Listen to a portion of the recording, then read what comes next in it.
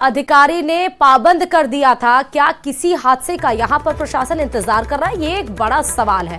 नकारा पड़े ट्यूबवेल और खुले कुओं को बंद करने के निर्देश दिए गए हैं, फिर भी ग्रामीण क्षेत्र के अधिकारी लापरवाही बरत रहे हैं। और अभी आपने देखा दौसा में जिस तरह से घटना घटी, उसके बाद से घटना घटी और अभी उसके बाद से राज्य सरकार इसको लेकर काफी ज्यादा अलर्ट है और जिलों के अधिकारियों ने ये बड़ी जो ग्रामीण के अधिकारी हो, सरपंच हो, इनको ये हिदायत दी गई है कि जो भी खुले कुएं हैं, बोरवेल हैं, उनको बंद कर दिया जाए, लेकिन अभी तक इस पे एक्शन नहीं किया गया।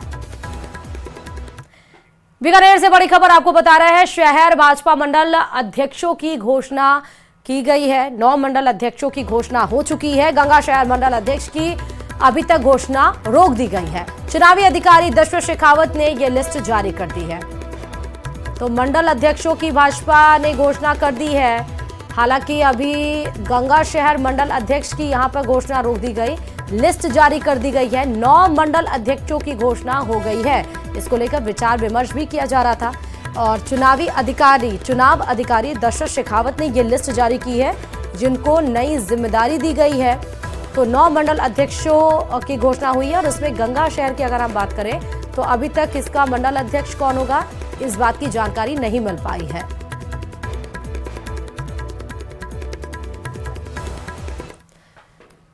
और चलिए इस बीच आपको महाकुंभ से जुड़ी बड़ी खबर बताते चले। 3 मंदिरों से भेजी जाएगी 3 ट्रक भोजन सामग्री। जी हां, श्री मोती डूंगरी गणेश मंदिर से, सालासर बालाजी मंदिर से और खाटू श्याम मंदिर की पहल से 3 ट्रक भोजन भेजा जाएगा, यानी महाकुंभ में। आपको बता दें कि सुबह 11 बजे देवस्थान मंत्री ट्रकों को रवाना करेंगे। मंदिर ट्रस्ट 200 पीपे तेल, 50 पीपे देसी घी, 10 टन आटा और 5 टन दाल भेजी जा रही है। श्री मोती डूंगरी गणेश मंदिर से तीनों ट्रकों को रवाना किया जाएगा। इसके पहले आपको वो क्षण याद होगा या वो खबर आपको याद होगी जब राम मंदिर की स्थापना हो रही थी, जब रामलला 500 वर्ष के बाद अपने गर्भगृह में विराजमान हो रहे थे, तब भी राजस्थान की तरफ से पत्थर गए थे, तेल भी गया था, जिसको हरी झंडी खुद सीएम ने दिखाई थी।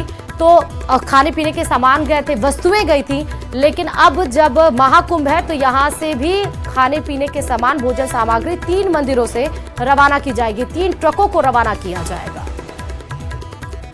जयपुर से इस वक्त की बड़ी खबर आपको बता रहे हैं। एसआई भर्ती परीक्षा को लेकर आज हाईकोर्ट में सुनवाई होगी और आज हाईकोर्ट में मामला लिस्टेड है। दरअसल राज्य सरकार को भी पेश करना होगा जवाब। सरकार द्वारा जो समय लिए गए थे उसकी डेडलाइन अब खत्म हो चुकी है और आज उसी को लेकर जयपुर के हाईकोर्ट में सुनवाई होनी है। सरकार के जवाब के साथ परीक्षा का भविष्य भी तय होगा कि एसआई भर्ती परीक्षा जो अब तूल पकड़ता जा रहा है और पिछले 2 दिनों के अंदर 48 लोगों में से 20 लोगों को सस्पेंड कर दिया गया। वो एसआई परीक्षा जहां पर 2 गुट आमने सामने बैठे हैं, एक परीक्षा रद्द करने की बात कर रहा है, एक परीक्षा नहीं रद्द करने की बात कर रहा है। इस एवज में सरकार ने डेडलाइन मांगी थी हाईकोर्ट से, क्योंकि ये मसला हाईकोर्ट में चल रहा है। डेडलाइन की सीमा खत्म हो चुकी है, आज सुनवाई होगी। जैसे भी जो भी अपने तरफ से जवाब दाखिल किए जाएंगे कोर्ट में, उसके आधार पर ही परीक्षा का भविष्य तय होगा कि क्या इसको रखा जाएगा, कंटिन्यू रहेगा या खत्म होगा। राजस्थान पुलिस सब इंस्पेक्टर भर्ती परीक्षा 2021 में चयनित ट्रेनी एसआई की मुश्किलें कम होने का नाम नहीं ले रही हैं। पहले ट्रेनिंग के दौरान गिरफ्तारी और फिर जमानत पर रिहा होने के बाद फिर ट्रेनिंग के लिए जिलों में भेजे जाने के बाद इन सब इंस्पेक्टर्स को सस्पेंड किया जा रहा है। सूत्रों की माने तो महज 48 घंटे के भीतर 20 सब इंस्पेक्टर्स को विभागीय कार्रवाई कर सस्पेंड कर दिया गया। देखिए रिपोर्ट।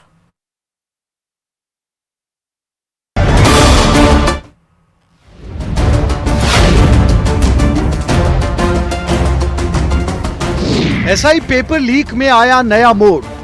शनिवार को 11, रविवार को 9 ट्रेनी एसआई सस्पेंड। भारी पड़ी अंधेर गर्दी, छिन गई 20 की वर्दी। तो हमें एक राय है, कोई विरोध नहीं, आपस में मिलकर निर्णय होगा। लेकिन आप परीक्षा रद्द करने की मांग करते रहे लंबे समय। वो तो शुरू से करता रहा।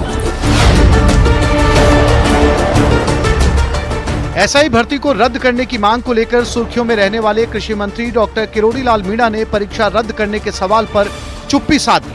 रविवार को किरोड़ीलाल मीणा बीजेपी प्रदेश अध्यक्ष से मिलने पहुंचे थे, जहां मीडिया से बात करते हुए एसआई भर्ती को रद्द करने के सवाल पर उन्होंने चिर परिचित अंदाज में अपने मुंह पर उंगली रख ली। परीक्षा रद्द हो जाएगी लगता है आपको? हाँ? परीक्षा रद्द हो जाएगी आपको लगता है क्या?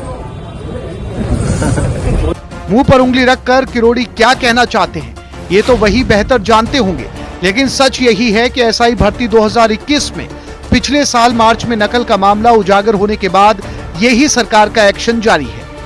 हालांकि 50 ट्रेनी एसआई की गिरफ्तारी और न्यायिक हिरासत में रहने के बाद भी सस्पेंशन नहीं होने पर सवाल खड़े होने लगे थे, लेकिन सरकार ने रविवार को 9 और ट्रेनी एसआई सस्पेंड कर दिए।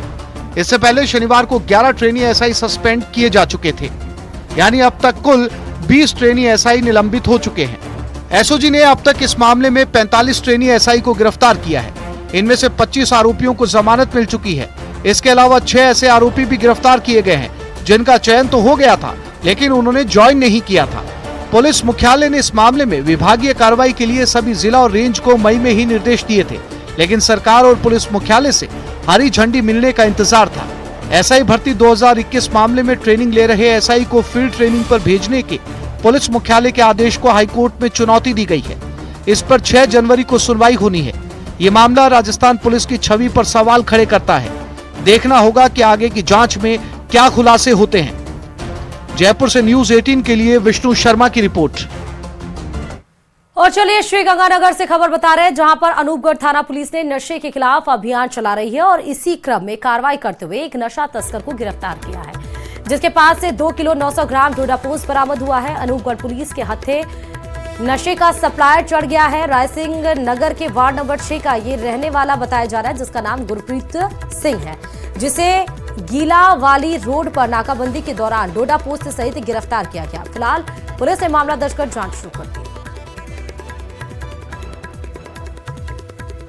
कोटा से बड़ी खबर, 2 बाइकों की जोरदार टक्कर हुई है। हादसे में एक युवक की दर्दनाक मौत हो गई। एक युवक गंभीर रूप से घायल बताया जा रहा है। सांगोत अस्पताल में गंभीर युवक को भर्ती करा दिया गया है। मौके पर पुलिस पहुंच चुकी है, जांच में जुटी है।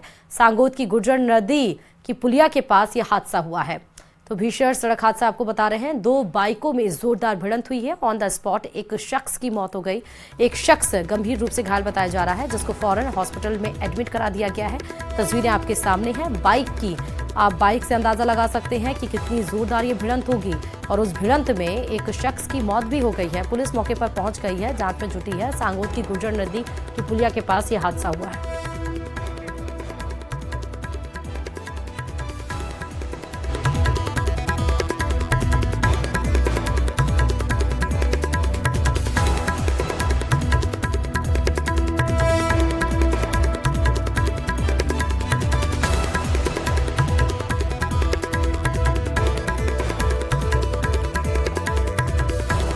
नौजवानों का करियर संवारने वाला उत्कर्ष कोचिंग इस बार फिर मुश्किलों से घिरता नजर आ रहा।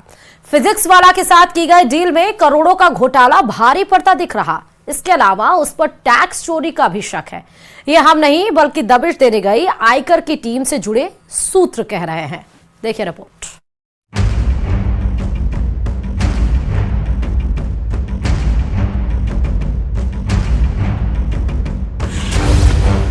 उन्नीस में से 17 ठिकानों पर खत्म हुई छापेमारी। जयपुर, जोधपुर, प्रयागराज, इंदौर में समाप्त हुई कार्रवाई। 4 साल में 130 करोड़ का नहीं मिला हिसाब किताब। आईटी टीम लगा रही काली कमाई का हिसाब। काली कमाई का उत्कर्ष। धारदार तैयारी से शानदार रिजल्ट देने का दावा करने वाला उत्कर्ष अपनी साख के सवाल से जूझ रहा है। बेशक कोचिंग के 19 में से 17 ठिकानों पर छापेमारी खत्म हो गई, लेकिन कई सवालों को अब भी उत्कर्ष के जवाब का इंतजार है। सरकार को 4 साल में 130 करोड़ का हिसाब नहीं मिला है। कोचिंग के सरदारपुरा स्थित मुख्यालय और कर्ता धर्ता निर्मल गहलोत के आवास पर शनिवार देर रात तक सर्च चला। ऐसे में आजकल में आयकर छापेमारी कार्रवाई की समाप्ति मानी जा रही है।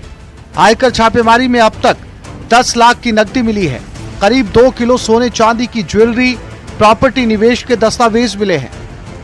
फर्स्ट क्लासेस पर पिछले 3 दिन से चल रही आयकर इन्वेस्टिगेशन विंग की कार्रवाई आज पूरी हो गई है और इसमें अभी तक 10 लाख रुपए कैश और 2 किलो गोल्ड ज्वेलरी जो है सीज की गई है। इसके अलावा 130 करोड़ रुपए के प्राप्तियों की जो है जानकारी मिली है, जो गोपनीय लेखा जोखा उसका रखा गया है। उत्कर्ष क्लासेस और फिजिक्स वाला के बीच हुई डील पर सर्च। डील की वैल्यूएशन को लेकर जारी है इन्वेस्टिगेशन। सूत्रों के मुताबिक उत्कर्ष कोचिंग सेंटर के मालिक ने संस्थान के संचालन को लेकर फिजिक्स वाला के साथ डील की।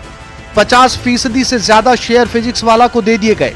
शर्तों के मुताबिक कुछ महीनों बाद इस कोचिंग संस्थान पर पूरा नियंत्रण फिजिक्स वाला का ही होने वाला है।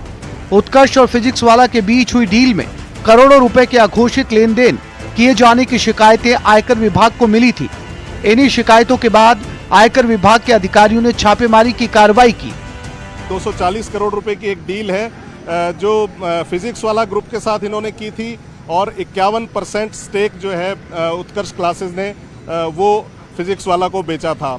और इस डील की पूरी जानकारी जो है वो अभी भी इन्वेस्टिगेशन विंग जुटा रही है और इसके और भी ज़्यादा बड़े होने की आशंका है। इन्वेस्टिगेशन विंग और सूत्रों के मुताबिक ये जो है जानकारी जो है उनसे जो मिली है उसके मुताबिक करीब ये 500 करोड़ तक इसके जाने की आशंका है। इसके अलावा छात्रों को दी गई छूट भी सवालों के घेरे में है। हर साल छात्रों को दिया गया 20 करोड़ रुपए का डिस्काउंट भी रडार पर। पिछले 4 साल से कथित तौर पर दिए गए डिस्काउंट का वेरिफिकेशन जारी। सूत्रों के अनुसार फिजिक्स वाला उत्कर्ष डील के बाद इसके मालिक आईपीओ लाने की भी तैयारी में जुटे थे। ऐसे में गुरुवार को हुई आयकर विभाग की कार्रवाई का प्रत्यक्ष या अप्रत्यक्ष असर भी उन तैयारियों पर पड़ने की आशंका जताई जा रही है। वहीं पिछले कुछ महीने में प्रॉपर्टी से जुड़े सौदे भी किए गए थे, जिनकी जानकारी आयकर की टीम को मिल चुकी है। हर साल 20 करोड़ रुपए का डिस्काउंट छात्रों को दिया गया, इस तरह की बात भी जो है इन्होंने अपने बुक्स में दर्शाई है। तो पिछले 4 सालों में करीब 80 करोड़ रुपए का जो है यहाँ घालमेल किया गया है। तो ये सारी चीज़ें जो है इसमें इन्वेस्टिगेशन विंग को मिली है। इसमें सबसे महत्वपूर्ण बात ये है कि ये जो कोचिंग इंस्टीट्यूट्स हैं ये बच्चों को जो है सरकारी सेवाओं के लिए, लोक सेवाओं के लिए तैयार करते हैं, उनकी कोचिंग कराते हैं, लेकिन जो है देशभक्ति या यूँ कहिए देश की सेवा करना या लोक सेवक बनना जो है वो यहाँ सिखाया जाता है, लेकिन नैतिक शिक्षा से इनका शायद कोई लेना देना नहीं है। तो इस तरह से ये बात साबित होती है कि जो है ये कोचिंग इंस्टीट्यूट्स जो हैं उनके भी जो है वो भी कई तरह के टैक्सेस बचा रहे हैं और कई तरह के जो है राजस्व को जो है हानि पहुंचा रहे हैं। कैमरामैन मान सिंह के साथ हितेंद्र शर्मा, न्यूज़ 18 राजस्थान। और चलिए शीतलहर से जुड़ी हुई आपको खबरें बताते चले। कहीं मौसम विभाग ने पहले ही आज प्रदेश के 15 जिलों में ऑरेंज अलर्ट जारी कर दिया है, जबकि 5 जिलों में येलो अलर्ट जारी किया गया है। इन जिलों में घना कोहरा छाने के आसार है। 4 तस्वीरों में आपको दिखाएंगे जहां कोहरे के कारण वाहनों की रफ्तार थम सी गई है, जनजीवन पूरी तरह से प्रभावित हो गया है। वो 4 तस्वीरें आपके भी सामने आएंगी। मौसम से जुड़ी हुई ये बड़ी खबर आपको बता रहे हैं। मौसम विभाग ने राजस्थान के 5 जिलों में येलो अलर्ट है, 15 जिलों में ऑरेंज अलर्ट किया गया है। 4 तस्वीरें आपके सामने हैं। आप देखिए कि जहां पर बूंदाबांदी हुई है तो कहीं कोहरा घना है। शाहपुरा में ठिठुरन ज्यादा बढ़ गई है। घना कोहरे की वजह से विजिबिलिटी काफी ज्यादा कम है, वाहनों की रफ्तार धीमी हो चुकी है। दौसा में घना कोहरा के साथ साथ बूंदाबांदी भी हुई, यानी कि यहाँ पर ठंड और ज्यादा नजर आएगी आपको शाहपुरा से। अलवर में भी आप देखिए घना कोहरा है, लोग अलाव का सहारा ले रहे हैं। लोगों की दिनचर्या पे काफी ज्यादा प्रभाव भी पड़ा। श्रीगंगानगर जो कि 7 दिनों से ज्यादा घने कोहरे की आगोश में लिपटा हुआ, अभी भी श्रीगंगानगर में धूप खिलती हुई नजर नहीं आई। अभी भी वहां पर कड़ाके की ठंड है। राजस्थान के 15 जिलों में आज घने कोहरे का अलर्ट जारी किया है, जिससे पूरी राजस्थान की यदि बात करें तो 11 जिलों में, जिनमें राजधानी जयपुर भी शामिल है, घने कोहरे का अलर्ट जारी किया है। वहीं पर पश्चिमी राजस्थान के श्रीगंगानगर, हनुमानगढ़, बीकानेर और नागौर के अलावा 4 जिलों में घने कोहरे की आशंका संभावना व्यक्त की है। वहीं मौसम विभाग का आज अनुमान है कि आज जयपुर जिले के अलावा दौसा और भरतपुर जिले में बारिश भी होने के कहीं कहीं आसार है। उसकी वजह है पश्चिमी विक्षोभ। जी हाँ, पश्चिमी विक्षोभ की असर होने की वजह से जयपुर, दौसा और भरतपुर में आज हल्की बारिश होने की संभावना है। वहीं मैं आपको दिखा रहा हूँ जयपुर के गांधीनगर इलाके का हाल, जहाँ आप देख सकते हैं कि यहाँ पर आज सुबह के 10 बज रहे हैं और इस वक्त भी घना जो कोहरा है वो नजर आ रहा है। कोहरे की जो जद है उसकी चपेट में सड़कें यहाँ पर नजर आ रही है। उसका असर सूर्य पर भी देखने मिल रहा है। सूर्य की किरणें कहीं ना कहीं आज कोहरे की जो ओट है उसमें दबी हुई नजर आ रही है, जिसकी वजह से आज वाहन चालकों को अल सुबह से वह गाड़ी चलाने में दिक्कत आ रही थी। वहीं पर ब्लिंकर ऑन करके सभी गाड़ी वाले जो है इस वक्त ड्राइविंग कर रहे हैं, लेकिन वहीं जयपुर पुलिस ने अपील की है कि सभी ड्राइवर रोड एक्सीडेंट से बचने के लिए घने कोहरे में ब्लिंकर का मदद भी ले। तो आने वाले दिनों में एक बार फिर से घने कोहरा राजस्थान में पड़ेगा, इसकी संभावना मौसम विभाग ने जता दी है। कैमरा पर्सन अविनाश के साथ विष्णु शर्मा, न्यूज 18 राजस्थान, जयपुर। प्रदेश में एक बार फिर नया पश्चिम विक्षोभ सक्रिय हो गया है, जिसके कारण आज दौसा में सुबह के समय बांदीकुई के ग्रामीण क्षेत्रों में बूंदाबांदी हुई।